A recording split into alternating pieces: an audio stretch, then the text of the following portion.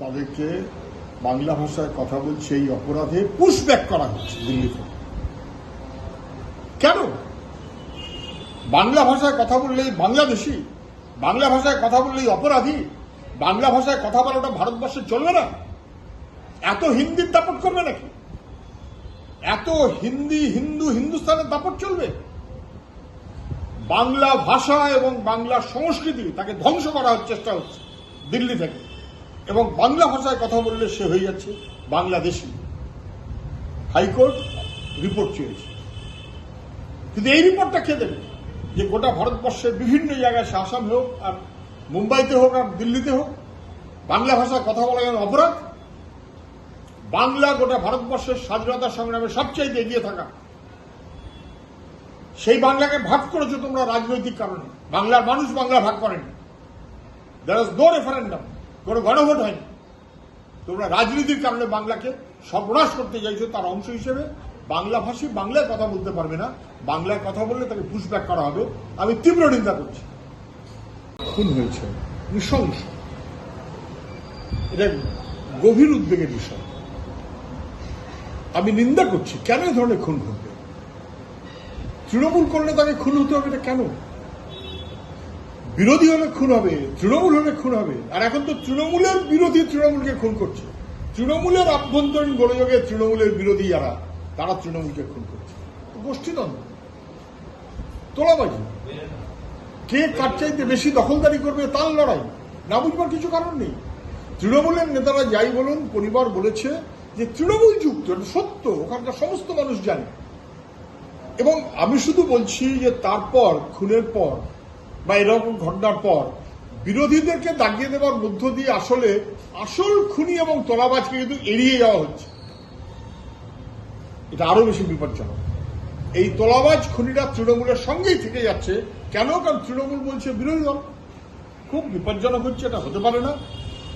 ভাঙর সেই ভাঙরই আছে, মরছে তৃণমূল, মারছে তৃণমূল, গোটা রাজ্য জুড়ে তাই চলছে। এবং ছিল বেঙ্গল পুলিশ, হয়ে গেল ক্যালকাটা পুলিশ। ক্যালকাটা পুলিশ মানে নবান্ন ডাইরেক্ট কন্ট্রোল। ওখানকার পার্টি চলে নবান্নের ডাইরেক্ট কন্ট্রোল, ওখানকার প্রশাসন চলে নবান্নের ডাইরেক্ট কন্ট্রোলে। তো কলকাতা পুলিশ থেকে লাভ কি হলো? ইঞ্চিতে ইঞ্চিতে পুলিশ আছে, তারপর খুন, রাহাজানি, বোমা, তোলাবাজি, ভাঙচুর রোজ হচ্ছে। ফলে কলকাতা পুলিশ ব্যর্থ। যেভাবে মুখ্যমন্ত্রী তার বাহিনী সাজিয়েছেন এবং চলছেন, তাতে আর কাউকে লাগবে না, তৃণমূলই যথেষ্ট। তৃণমূলকে মারছে, তৃণমূল মরছে, তৃণমূল মারছে। বাংলায় চাই শিক্ষাক্ষেত্রে সেইটাই ধাপে ধাপে এগোচ্ছে। আমার ধারণা তৃণমূল এতে অত্যন্ত খুশি হবে। শিক্ষা থেকে সরকার তার দায়িত্ব হাত তুলে নিতে চাইছে। যা হয় হোক, লেখাপড়ার দরকার নেই। আর যদি কিছু লেখাপড়া করতে হয়, সরকারি স্কুল বন্ধ করে দাও, প্রাইভেটের ব্যবসা হোক। সরকার তো চাইছে তাই। সেই কারণেই তো কলেজে মাস্টারমশাই নিয়োগ নেই। সেই কারণেই তো কলেজে লেখাপড়ার পরিবেশটাকে 12টা বাজিয়ে দেওয়া হচ্ছে। কলেজের লাইব্রেরি তার বন্দোবস্ত নেই, কলেজের বাড়ি ঘরদোর নতুন কোনো উদ্যোগ নেই, ছাত্র কমছে, মাস্টারমশাই নেই, ক্লাসে লেখাপড়া হচ্ছে না বা কম হচ্ছে। বুঝতে পারছেন না? চারদিক দেখে সরকারি স্কুল ফাঁকা। এবং সরকারের রিপোর্ট 2020 সালের পর থেকে 300+ স্কুলে কোনো ছাত্র নেই। আমি বলছি, কত স্কুল দেখতে চান? একজন টিচার 6000 বন্ধ হয়ে গেছে। কয়েক হাজার স্কুল, ছাত্র নেই, শিক্ষক নেই, ক্লাস নেই, লেখাপড়া নেই। তাহলে স্কুলে গিয়ে লেখাপড়া হবে না, সরকার ব্যর্থ। তাহলে যাবে কোথায়?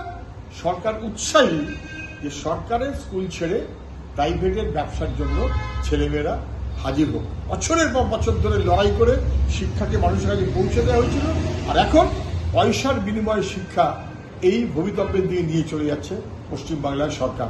গোটা দেশের সরকার যেরকম, পশ্চিমবাংলার সরকার সেরকম শিক্ষাক্ষেত্র থেকে হাত তুলে নিতে।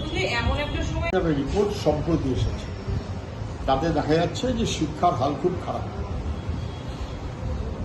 স্কুলে মাস্টারমশাই নেই, লেখাপড়া নেই, অতএব ছাত্র আস্তে আস্তে কমছে। আর এখন ছাত্র নেই, এই রিপোর্টটাকে সামনে নিয়ে আসার মধ্য দিয়ে সরকার জাস্টিফাই করতে চাইছে তাহলে শিক্ষক রাখার দরকার নেই, তাহলে শিক্ষক নিয়োগের দরকার নেই। তাহলে শিক্ষক নিয়োগের নামে টাকা পয়সা খেলা হতে পারে, কেননা স্কুল তো আমি চালাবো না, সরকার স্কুল না চালাবার মনোভাবে চলছে, এটা স্পষ্ট হয়ে যাচ্ছে। শিক্ষাক্ষেত্রে সরকারের ভূমিকা, কলেজে কলেজে যা ঘটনা এখন সামনে আসছে, এটা একটা কেলেঙ্কারি, কলুষিত হবার মতো। গোটা রাজ্যের কম বয়স প্রজন্ম, তাকে ধ্বংস করার প্রচেষ্টা, শিক্ষাকে ধ্বংস করা হয়েছে।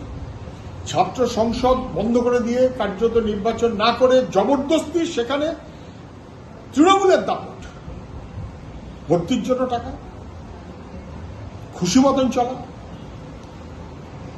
কলেজের কর্তৃপক্ষ দণ্ডমুণ্ডের করতে হবে এই বহিরাগত, তার ব্যবস্থা করা, এবং তারপর গণধর্ষণের কেন্দ্র, অশালীন কাজের কেন্দ্র, মেসেজ পার্লারের কেন্দ্র। কি হচ্ছে এটা? এটা কি হচ্ছে? শিক্ষিত সভ্য সমাজ কি হচ্ছে এটা? কলেজের মাস্টারমশাই, প্রিন্সিপাল, অধ্যাপক তারাও সবাই ভয়ে কাটা হয়ে থাকছেন তৃণমূলের দাপটে। কি হচ্ছে এটা? কলেজগুলোতে প্রশ্রয় দেওয়া হচ্ছে এই অভব্য অসভ্য আচরণ এবং কাজ, একটা প্রজন্মকে ধ্বংস করার প্রচেষ্টার এগুলো অংশ, কোনো সন্দেহ সে ব্যাপারে নেই।